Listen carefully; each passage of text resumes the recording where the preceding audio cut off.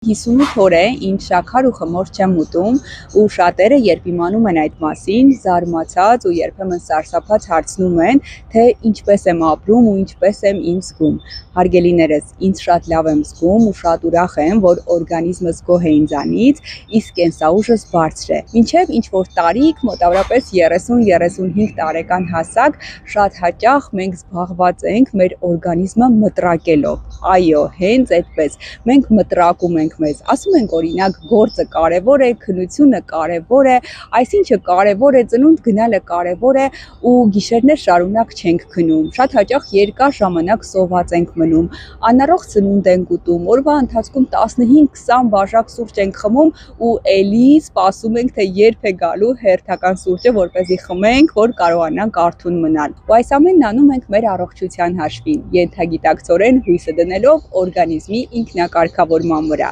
բայց որոշակի տարիքից սկսած, ավելի հստակ 35-ից սկսած, մենք այլևս իրավունք չունենք մտրակելու մեր օրգանիզմը, որովհետև նա մեզ կփոխհատուցի տարատեսակ հիվանդություններով ու կենսաուժի պակասով։ Ուստի գոնե 35-ից հետո մենք պետք է կարևորենք ինքնախնամքը, կենսակերպի առողջացումը եւ փորձենք բարեկամանալ, հարազատանալ մեր օրգանիզմի հետ ու սկսենք հոգ տանել նրա մասին։